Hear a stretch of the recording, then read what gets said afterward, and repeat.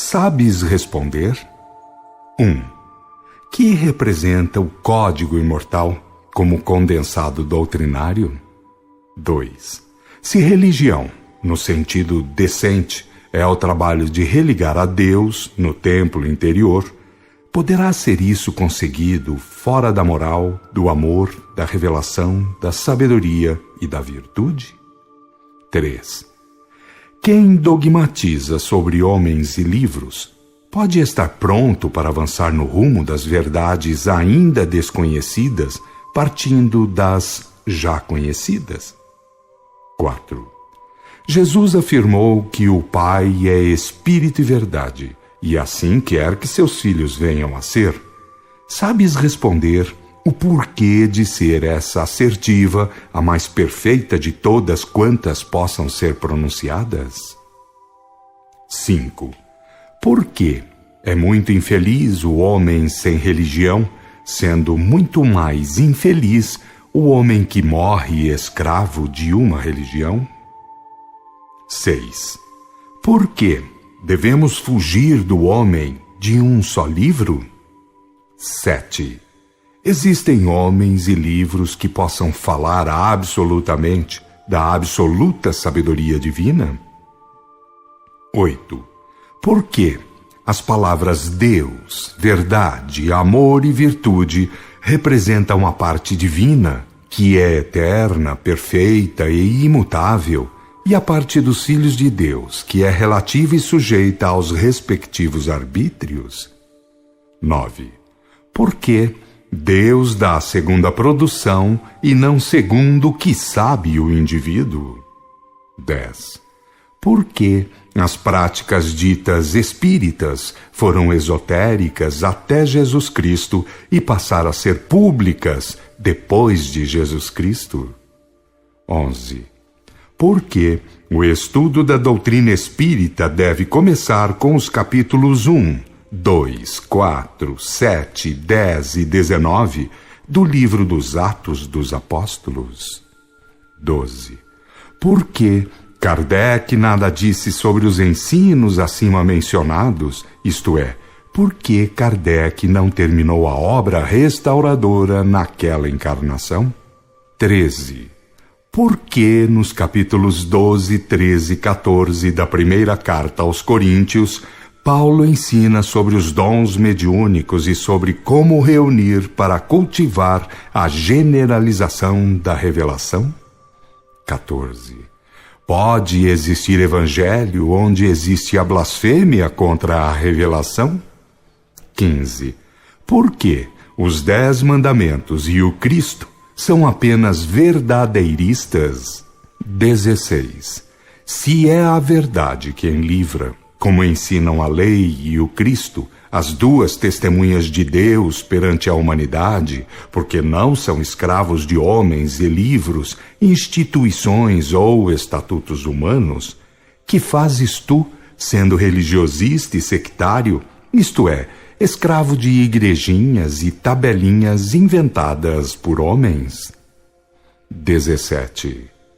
Virá algum instrutor, algum dia, dizer tudo sobre a verdade infinita de Deus? 18. Se cada espírito é um Cristo, ou uno, em preparo, isto é, um verbo divino em elaboração, e só pela sabedoria e pelo amor assim se poderá realizar, por que se aplicam ainda os espíritos a exteriorismos religiosistas ou formulismos idólatras e retardatários? 19. Falar na lei e no Cristo é viver segundo a lei e o Cristo? 20. Por que a comunicabilidade dos espíritos, anjos ou almas foi pródiga no Velho Testamento e foi generalizada no Novo Testamento? 21. Quantos fenômenos mediúnicos são contados na Bíblia? 22. Por que e para que Jesus tinha as legiões de anjos ou espíritos subindo e descendo sobre ele? 23. que representa o capítulo 2 do livro dos Atos entre o antes e o depois do Cristo. 24. Que representa o Pentecostes para o Espiritismo, isto é, para a Igreja do Caminho restaurada. 25. Por que profetizou Jesus que a restauração teria que ser feita por Elias quando viesse de novo? 26. Que representa o batismo de Espírito ou revelação perante os chamados grandes iniciados, isto é, as confrarias secretas ou iniciáticas da antiguidade? 27. Se não fosse Jesus, o celeste encarregado de abrir as portas dos cenáculos iniciáticos ao povo em geral, quem viria a sê-lo? 28. Tendo sido Jesus convocado a fazer parte da comunidade crística que dirige o sistema planetário, quem ficou no lugar de diretor planetário terrestre? 29. Respeito à hierarquia espiritual significa que se deve julgar alguém como sendo especial perante o Criador e suas divinas leis? 30. Por quê? O amor aproxima e a exaltação afasta os espíritos de diferentes graus evolutivos? 31. Por que, dos meados do século XXI em diante, a humanidade terrestre enfrentará a era do verdadeirismo, da verdade que livra, sem se importar com religiosismos e sectarismos quaisquer? 32. Por que o primeiro ciclo da segunda meia-idade será pouco mais ou menos dos meados do século XXI ao século 60? 33. Perfeição crística e Jerusalém celestial querem dizer a mesma coisa? 34. Que significa, por evolução, entrar nos poderes da divina ubiquidade? 35. Por que nem todos herdarão a terra dos futuros ciclos? 36. Que é e que faz a lei das migrações interplanetárias? 37.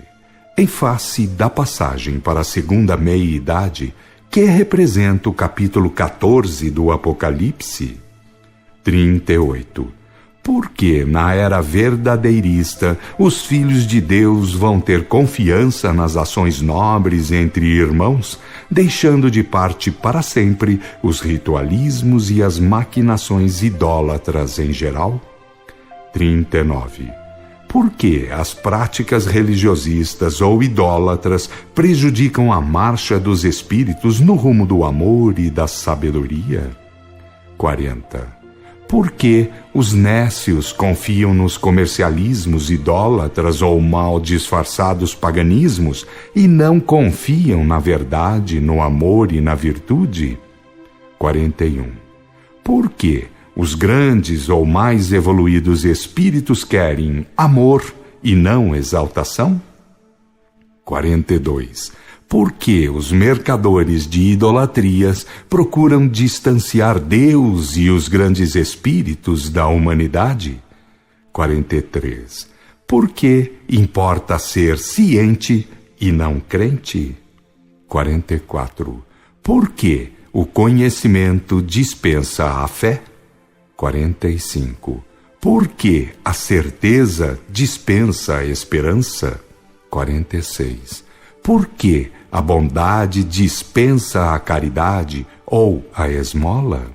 47. Porque a lucidez cerebral e a doçura de coração escandalizam os religiosismos e as artimanhas clericais? 48. Porque nenhuma profecia apocalíptica deixará de ter cumprimento? 49. Porque o Evangelho Eterno é a última mensagem à humanidade terrestre? 50. Porque a volta de Jesus Cristo é o livro da mensageria divina? 51. Porque, sem ajustar contas práticas com o código imortal, ninguém atingirá o grau crístico ou de uno com o Pai Divino? 52. Porque Deus não tem filhos especiais e ninguém é especial perante Ele? 53. Porque todos os espíritos começam procurando o Pai Divino no exterior e terminam unindo-se a Ele no templo interior? 54. Porque Jesus foi apresentado como divino molde em face da humanidade terrestre? 55. Porque Cristo é grau e todos terão que atingi-lo? 56. Porque o grau crístico é impessoal e um espírito o representa em face de uma humanidade em processo evolutivo? 57. Porque, existindo ou sendo o Filho de Deus, é obrigado a estar em algum lugar, de algum modo, fazendo alguma coisa e para algum fim? 58. Porque a parte de Deus é eterna, perfeita e imutável? 59. Por que devemos policiar o nosso relativo livre-arbítrio? 60. Por que somos obrigados a ser juízes em causa própria? 61. Por que o capítulo 22 do Apocalipse é o maior da Bíblia ocidental? 62. Por que a verdade é mais do que a ciência? 63. Por que o amor é mais do que a filosofia? 64. Por que a virtude é mais do que a religião? 65. Por que, comumente, os espíritos retardados se fanatizam por alguns dos grandes vultos e por uma ou outra das Bíblias, em lugar de reconhecer que a verdade absoluta jamais será explicada por homem algum, através de livro algum, porque é algo de infinitamente íntimo que só o espírito chegará a saber e a gozar quando lá um dia chegar, em espírito e verdade, e somente para si mesmo poderá conhecer e gozar, visto que jamais será traduzível exteriormente. 66. Por que a verdade absoluta não cabe em homens, livros, religiões, instituições ou estatutos humanos? 67.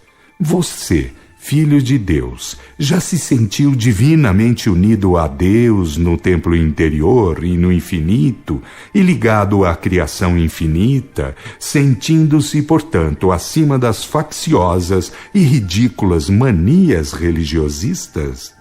68. De onde surgem os divisionismos que tanto prejudicam a cristificação das almas? 69. Por que são caricatos os homens que lançam mão de vestes fingidas, formalismos e formulismos, rituais e manias enigmáticas, rótulos e títulos sob pretextos espirituais ou querendo passar por aquilo que não são? 70. Quem é que vê em secreto cérebros e corações para recompensar segundo as obras, boas ou más? 71. Porque vem a hora, e agora já é, em que a verdade fundamental pode e deve ser de todos conhecida, sem a interferência de cleresias e grupos politiqueiros mandonistas? 72. Que significa para a humanidade terrestre entrar na posse do conhecimento da verdade fundamental que gerará a unidade doutrinária? 73. Até que ponto, leitor e irmão, pode você entender o código imortal? 74. A quem delegou o código imortal a outorga de proprietário da verdade? 75. Quem está entre o Pai Divino e cada filho seu, senão a justiça divina? 76. Se você afirma que a verdade fundamental a si mesma se basta, Por que é escravo de simulacros, enigmas e petulâncias humanas, crédulas ou incrédulas? 77. Quem cuidará do seu destino, leitor e irmão, ao deixar a carne sem ser a justiça divina? E que outro fator poderá recomendá-lo sem ser com as boas obras praticadas? 78. Muitos pretendem ser mestres de doutrina, mas, em verdade, quem diz que seus cérebros e corações andam funcionando a par da ordem divina? 79. Por que é mais fácil conquistar o mundo exterior? 80. Por que ninguém poderá despertar o reino de Deus para terceiros? 81. No serviço de restauração da Igreja do Caminho da Verdade, Elias, através de 3 encarnações, deu fubá aos pintainhos, deu quiré aos frangotes e deu grãos inteiros aos adultos. Quais foram essas vidas e obras? 82. Se o manancial da verdade é por Deus acima de milagres, mistérios, instituições ou estatutos humanos, por que se dão os espíritos embrionários a fanatismos religiosos, sectários, exclusivistas e as manias de confrarias armadas à base de títulos e outros pernosticismos? 83. Por que, como ensinou o Cristo modelo, muitos clamarão, Senhor, Senhor, e o Senhor os repelirá? 84. Adotar um credo significa obter o direito de passar por cima da lei de Deus? 85. A justiça divina dá a cada um por ser filho de Deus, ou dá segundo suas obras? 86. Que é consciência cósmica? 87. Que é consciência anímica? 88. Por que muitos se apresentam no mundo espiritual equipados de títulos e recomendações religiosistas e são postos de lado, e aqueles que almejam fazer todo o bem possível, procurando não proceder mal para com o próximo, são acolhidos com imensa alegria? 89. E se a justiça divina fosse de rótulos e aparências, seria justiça divina? 90. Afora a diferença de hierarquia evolutiva, existe alguma outra diferença fundamental entre os filhos de Deus? 91. Por que, somente a contar do século XX em diante, foram dadas grandes informações sobre a vida fora da carne? 92. Por que muitos são os que olham para baixo e para trás, e poucos os que olham para a frente e para o alto? 93. Sobre a unidade doutrinária. Como pensarão os terrícolas daqui a 10, 20, 30, 200 ou 500 mil anos? 94. Por que, até aqui, antes de entrar para a segunda meia-idade, a humanidade tem se entregado a fanatismos por causa dos ensinos de uns 10 grandes instrutores? 95. A verdade fundamental depende dos grandes instrutores, ou eles é que dela dependem? 96. Quem serve ao próximo em termos de verdade, amor e virtude está fazendo favor a alguém? 97. Por que os grandes instrutores só se disseram mestres de doutrina? 98. Por que Jesus não aceitou sequer o título de bom? 99. Por que, no âmbito da criação e das leis regentes, os crimes derivam dos abusos e não dos usos? 100. Se Deus não é especial para ninguém, por que certos homens têm se julgado especiais perante Ele, a ponto de cometerem crimes horrendos? 101. Qual a suprema tarefa do Filho de Deus? 102. Como desabrochar as latentes virtudes divinas?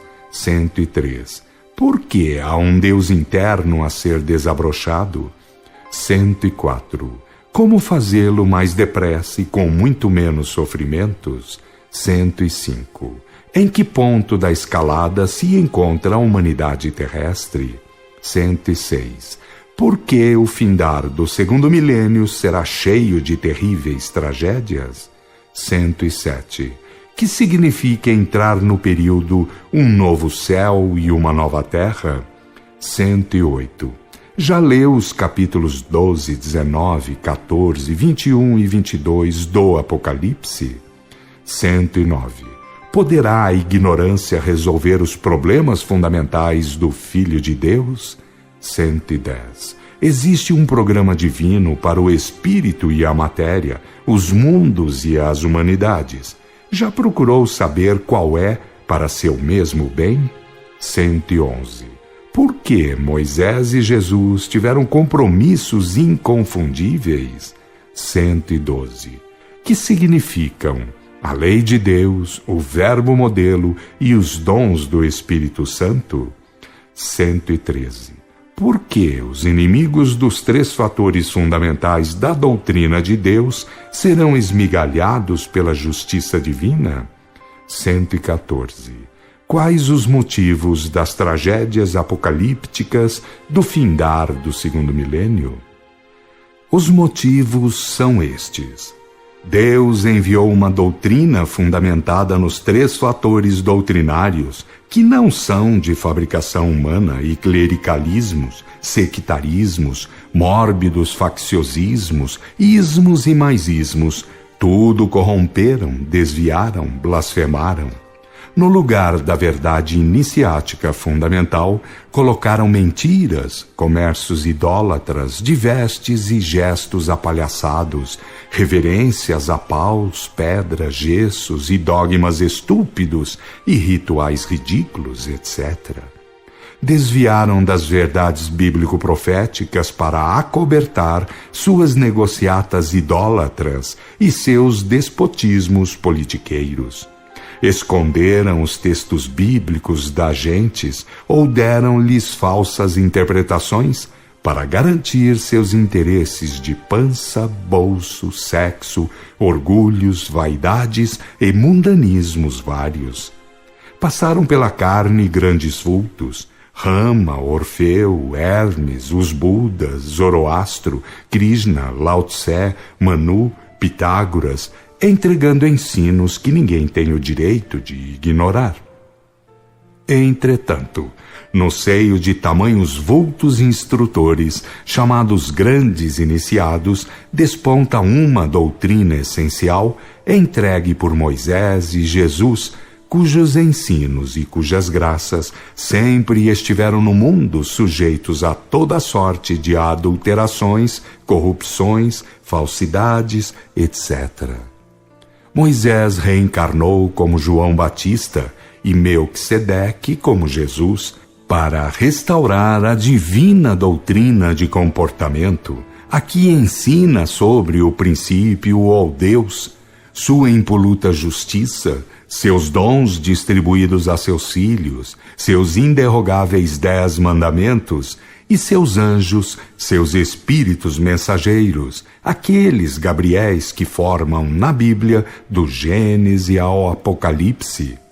Com o trabalho de João Batista e de Jesus, toda a carne, a lotação humana do planeta, iria realizar a divina civilização que Deus prometeu pelo nazireu, profeta, vidente ou médium Isaías, em virtude dos infernais desvios, das mentiras que religiosos profissionais colocaram no lugar da doutrina da verdade, não resultou naquilo que Deus queria e quer para a humanidade, tal como registra o livro de Isaías no capítulo 11.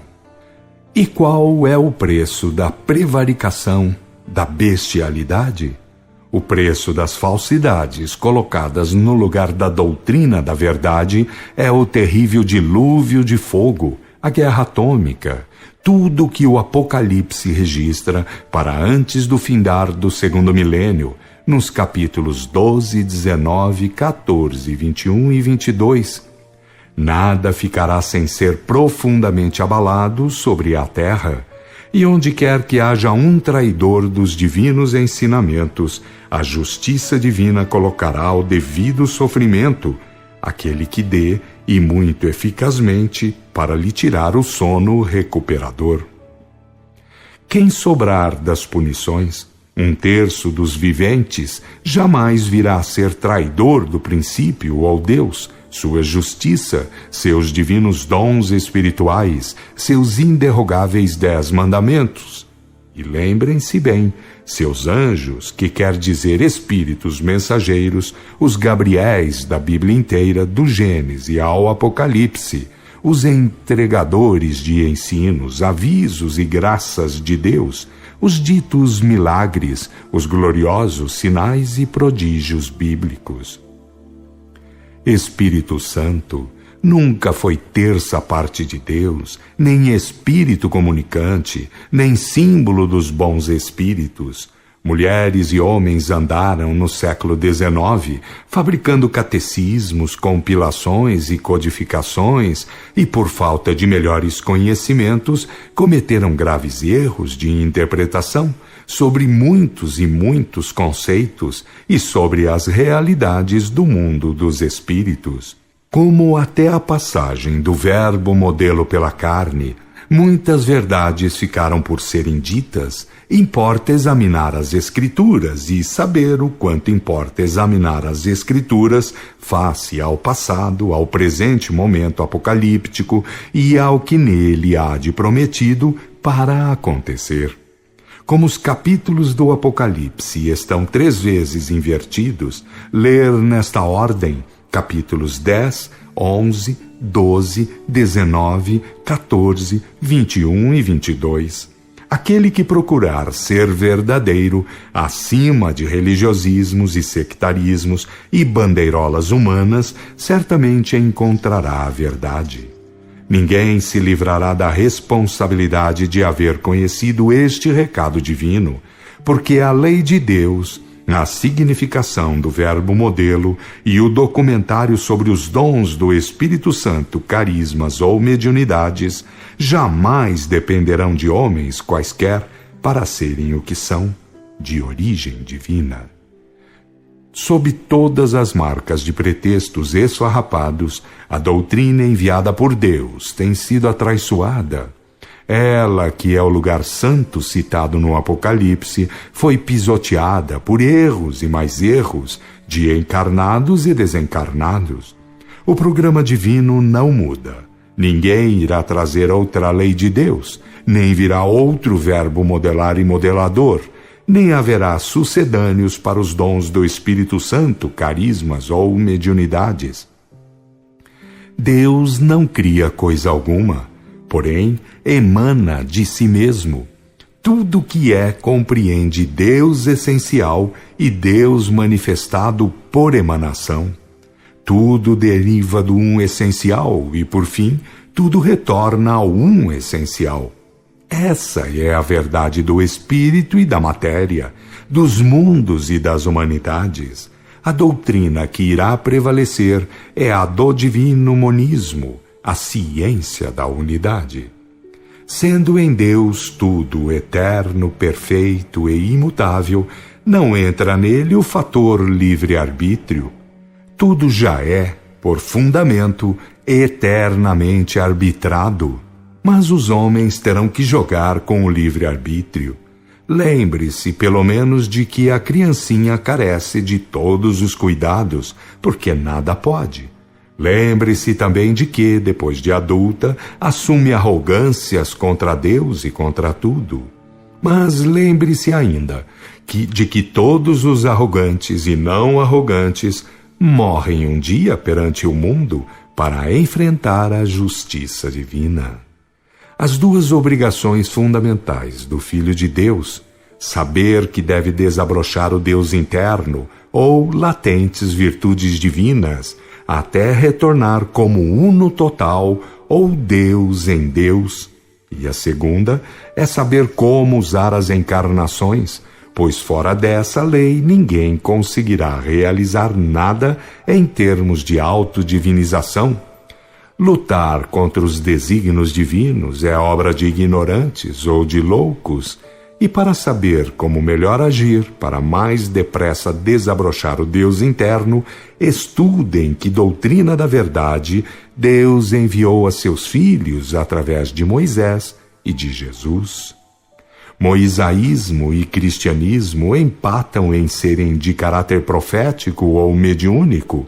Aquilo que um filho de Deus não merecer perante a justiça divina pelo seu comportamento decente, jamais merecerá usando vestes apalhaçadas, gestos fingidos ou simiescos, rituais dolosos ou hipócritas, discursozinhos histéricos de crentes quaisquer, ou escravização a dogmas ridículos. E fica dito, também, que os erros, as falsas interpretações, a ocultação dos textos bíblicos e o fato de não entrar no livro dos Atos, nas epístolas e no inderrogável Apocalipse, por parte dos fazedores de compilações e codificações, muito prejudica o trabalho de restauração da doutrina da verdade. Sem falar nas criminosas obras contraditórias, com apóstolos contra Jesus e Jesus contra apóstolos, e todos contra o Novo Testamento, por também estarem contra as promessas do Velho Testamento, afora caudal de literaturas rasteiras, medíocres e xaroposas que fabricam discípulos da falsa ciência e da falsa humildade. Quem lê o livro dos Atos fica sabendo que o Cristo modelo veio cumprir a promessa de Deus sobre o derrame de revelação ou generalização da revelação. E quem lê os capítulos 12, 13 e 14 da primeira carta de Paulo aos Coríntios, fica sabendo como os seguidores do Cristo realizavam suas sessões espíritas ou como praticavam o batismo de espírito. E isto entra pelos olhos de quem é inteligente e honesto, e com os estúpidos e desonestos nada temos em comum.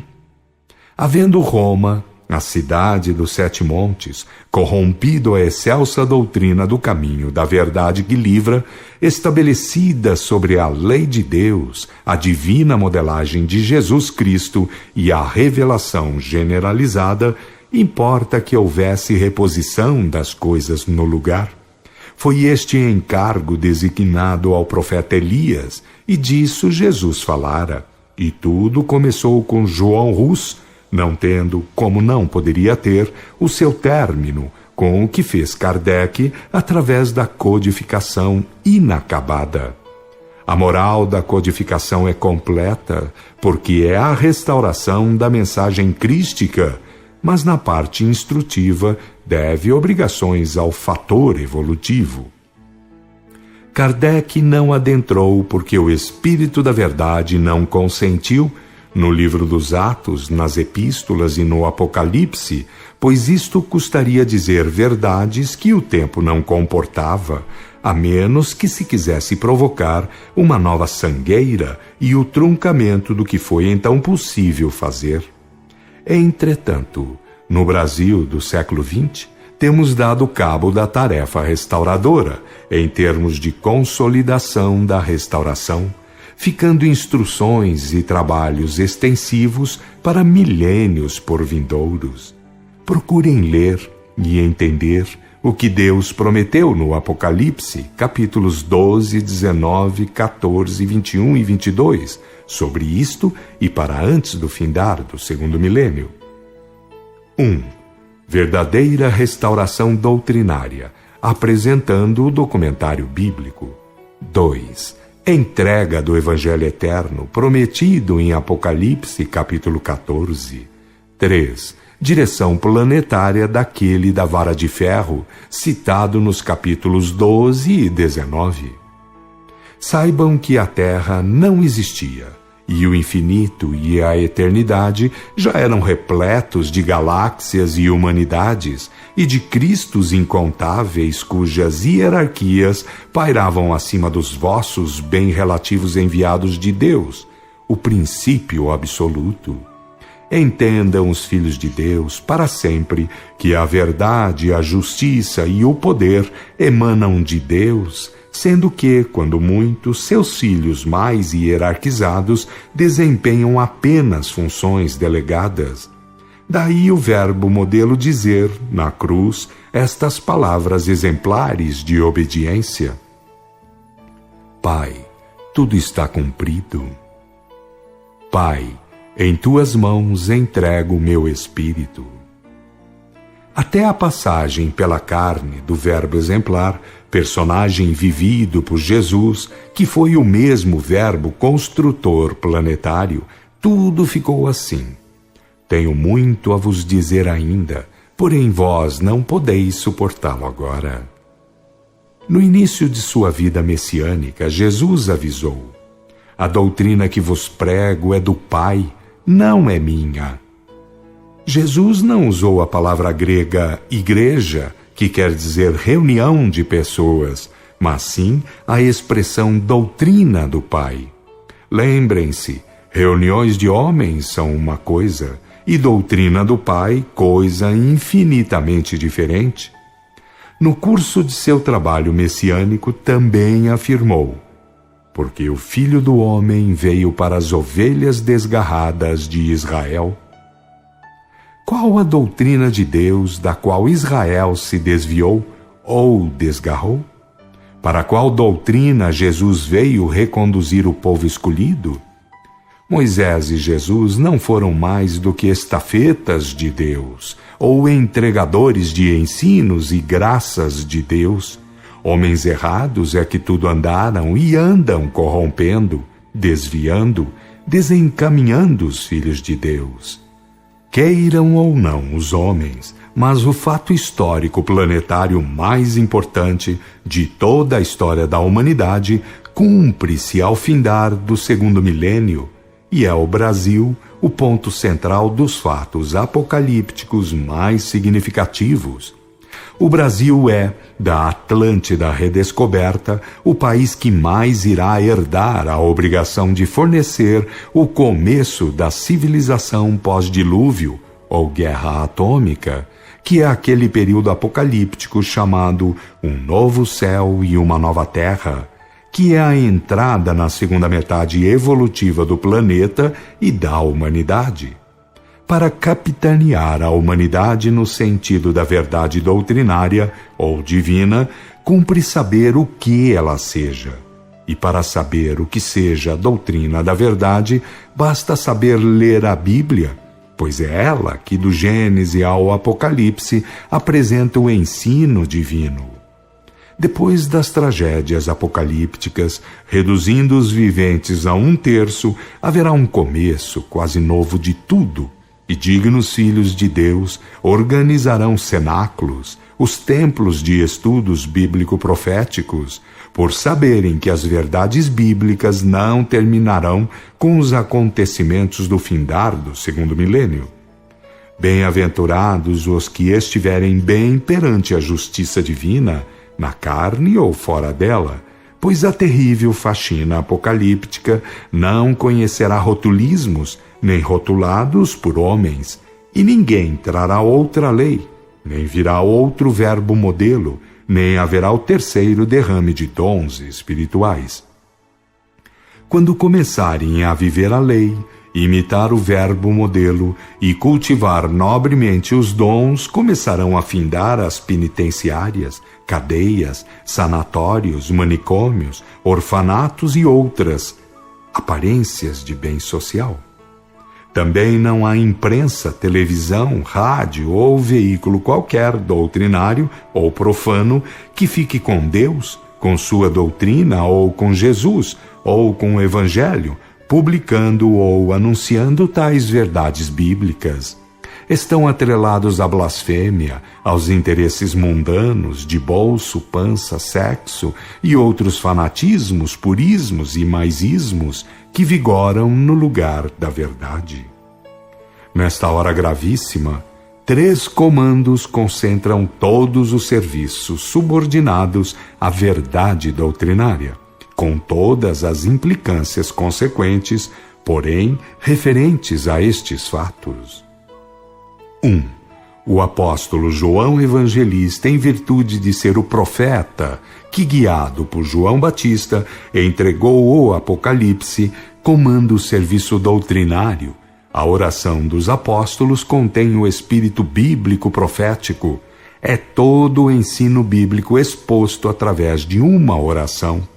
Lê-la e meditá-la é muito importante. 2. Lucas, o apóstolo médico, foi indicado a ser o comandante dos serviços médicos, quer nos reinos espirituais carentes de tais serviços, quer junto aos encarnados. A oração de Bezerra de Menezes é completa sobre o assunto. 3. Maria Maior foi indicada a comandar o serviço de amparo ou retirada de espíritos sofredores das faixas da subcrosta, dos umbrais e da atmosfera ou de junto aos encarnados. Quando a justiça divina ordena, Maria orienta as legiões socorristas nesse sentido. Estudem a oração a Maria, meditem sobre sua inteligência, porque é de Deus que ela deriva. João Batista e Jesus não escreveram, e depois deles, mais de 200 escreveram sobre eles, e entre 380 e 410 fizeram a Vulgata, por onde tantas opiniões ou palpites entraram como verdades bíblicas ou evangélicas. Tiraram o que não deveriam tirar, puseram o que não deveriam pôr, deram interpretações que bem entenderam, atraiçoando os verdadeiros ensinos bíblicos, forçando conceitos, a bem dos interesses de bolso, pança, sexo, orgulhos e vaidades dos comerciantes religiosistas. Existem diferenças entre o que Jesus disse e aquilo que outros disseram. Mas quem faz de tudo meio de vida, comércio, jamais quererá saber disso. A lei de Deus é a chave de tudo, porque ninguém vive sem obrigação de comportamento para com o princípio ou Deus e o seu próximo. Depois é que comparecem os outros 2 fatores da doutrina enviada por Deus. Estudem bem, cada um, a significação do verbo modelo e a graça dos dons mediúnicos chamados dons do Espírito Santo, os que facilitam a comunicabilidade dos anjos, que quer dizer espíritos mensageiros, de que a Bíblia dá fartíssimos testemunhos. Todas as potestades espirituais relativas são abaixo da lei de Deus, em virtude da impoluta justiça divina. Se Jesus fosse o Salvador gratuito de segundos ou terceiros, não falaria assim da lei de Deus? Estudem as últimas palavras de Jesus na cruz, que foram de total subordinação a Deus ou sua divina justiça, que implica em ser a lei de Deus. Nenhum grande instrutor passou reverenciando a Deus mais do que Moisés e Jesus, em palavras e atos. Fora da lei, ninguém dá testemunho de respeito à vontade do princípio ou Deus. A quantos estiverem interessados em cumprir a vontade de Deus, em lugar de dar ouvidos aos erros de alguns encarnados e desencarnados, recomendamos estudar o que ensina Jesus em Lucas 12:10. Os dons espirituais são dados por Deus para que haja os intercâmbios entre os 2 planos da vida e para que Deus, através de seus anjos, que quer dizer apenas espíritos mensageiros, entregue ensinos e graças múltiplas. Sobre os anjos guardiães, Deus vos ensina totalmente quando foi da crucificação de Jesus. Aprendam com Deus em Lucas 22:43, que assim avisa. Aspas. E apareceu-lhe um anjo do céu que o confortava. Fecha aspas. E a Bíblia, do Gênesis ao Apocalipse, está repleta de anjos mensageiros, de espíritos mensageiros. E o verbo modelo diz bem em Mateus capítulo 22, que na ressurreição palavra que quer dizer desencarnação, quem for digno será como anjos do céu. Os patriarcas fizeram tudo como anjos os instruíram. Moisés fez tudo como o anjo do sarçal Jeová lhe ordenou. Jesus avisou no início da vida messiânica: vereis os anjos subindo e descendo sobre o Filho do Homem. E o mesmo Jesus, após a crucificação, por muitos anos guiou seus seguidores até estarem prontos os escritos testamentários.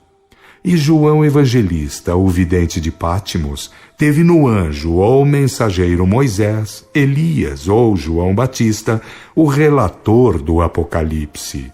Porque João Evangelista nada mais foi do que vidente e escrevente do Apocalipse. Muitos falsos doutrinadores mandam jogar a Bíblia fora, dizendo não ter ela mais o que fazer. Entretanto, para tratar da lei de Deus, do verbo exemplar, do documentário sobre os dons mediúnicos e das promessas do Apocalipse, só a Bíblia é verdadeira autoridade. O resto, o que roda mundo, vindo de encarnados e desencarnados, ou presta porque dá testemunho da Bíblia, ou é verdadeiro amontoado de escabrosas, de fétidas corrupções, repugnantes contradições, rasteirismos purulentos, charopadas que fabricam bobos. Verdadeiramente, tirando aquilo que dá real testemunho das verdades bíblico-proféticas, bem pouco se aproveita das carradas de parlapatanismos existentes na literatura que ousa falar das verdades bíblico-proféticas. Quem confronta o que Jesus promete nos capítulos 14, 15 e 16 do Evangelho segundo João Evangelista com o que vai nos citados capítulos do livro dos Atos dos Apóstolos? Moisés deixou primeiro o batismo de dons e o verbo modelo jamais prometeu consolador algum para 20 séculos depois. E se tirassem da Bíblia vultos altamente dotados de dons e os anjos ou espíritos mensageiros de Deus, fatalmente liquidariam com a Bíblia. Entendam que, depois das higienizações previstas por Jesus e o Apocalipse, quando ficarem as ovelhas de Deus, aquele tempo previsto no capítulo 21 do Apocalipse, os intercâmbios entre os dois planos da vida serão fartamente aumentados. Vide Isaías capítulo 11. E o grau de santidade dos sobrantes resultará também em evitar carnivorismos, porque o teor vibracional das carnes de animais prejudica profundamente o nível vibracional humano, isto é, depõe contra a sublimação dos tratos mediúnicos em geral, principalmente na vidência, a mais graciosa delas, a que mais irá vigorar nos futuros ciclos evolutivos, por infusar os dois planos da vida dos filhos de Deus, ensejando comportamentos irmanistas intensos, gerando a divina civilização, já que, sem divinos comportamentos, ninguém desabrochará o Deus interno, as latentes virtudes divinas em menos tempo e com menos sofrimentos, na carne e fora dela. O mais sublime dos dons do Espírito Santo, carismas ou mediunidades, é o da vidência, quando alguém o tem em elevado nível, com possibilidade de sondar os mais divinizados espíritos, os mais expressivos céus, as regiões espirituais onde o princípio ou Deus revela suas divinas virtudes, suas glórias divinamente ofuscantes. Não há quem não tenha Deus, o ser Espírito e Verdade, onipresente, onisciente e onipotente, na sua profundidade espiritual, e aguardando de cada filho o desabrochar do Deus interno para a devida união total, pois o que deriva do cadinho divino ao cadinho divino retornará totalmente. E se o Filho de Deus merecer, por estar com a doutrina de Deus, terá as legiões angélicas ou mensageiras sobre si, como o verbo modelo as teve, mas fora da lei, do verbo modelo e do nobre cultivo da graça dos carismas consoladores, isso jamais será possível. Vide Apocalipse capítulo 22. Meditem sobre o princípio ou Deus, sua justiça, seus dons, seus mandamentos e santos anjos ou espíritos mensageiros, o que fará viver um Deus, uma verdade, uma doutrina e o caminho da sagrada finalidade a ser atingida.